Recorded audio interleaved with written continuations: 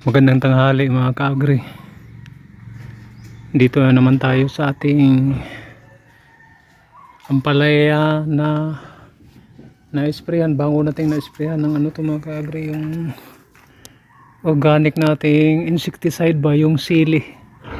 Tingnan mo kung gaano ka presko yung ano niya mga ka-agri. Yung dahon niya, fresh na fresh talaga. Ulitin ko na naman to pag-spray nito mga ka-agri. Minsan na ano, parang nasunog yata to. Sobrahan na. Pero okay na rin mga ka-agri. Wala kang makitang insekto na lumilipad. Baka maputol tong ano natin kasi luma na tong ano na to, kawayan na to eh. Pinagtiyagaan lang ba natin ba? Marami nang lumalabas na ano mga ka-agri, bunga. Yan o. May bunga na. Yan, pulinit natin. Ito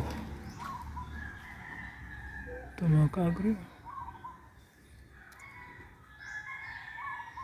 dalawa dito. Ang dami oh. Yan,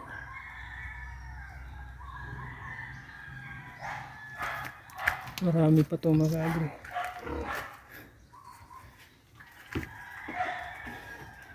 Yung iba hindi nagtuloy-tuloy.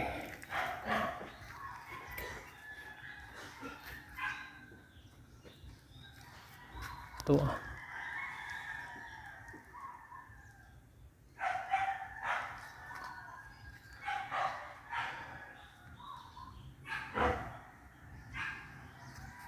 ito talaga siyang una-una oh.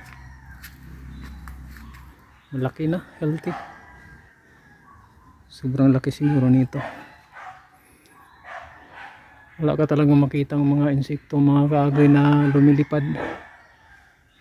Itong mga ganito, binibisita na ng ano to, ulitin na naman natin pag-spray ng ano, organic na insecticide ba, yung sili.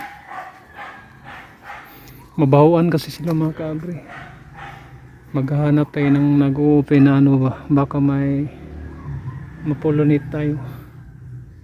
Kailangan kasi ay kada umaga ka magbisita sa ano mo, kasi kapag may lalabas ng ganito yung ano mga ka-agri, yung gusto mong ipollinate tulad dito, kasi hindi mabubuo to kapag hindi mo ipollinate mga ka-agri, masasayang lang.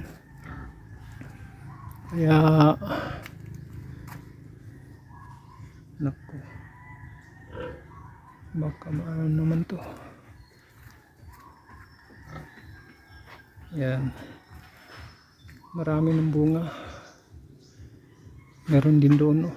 Dami, mga lagpas 10 ng bagong ano mga ka-agri. Hindi pa kasi ano to eh, mag ano pa to eh, marami pa tong lalabas mga ka-agri.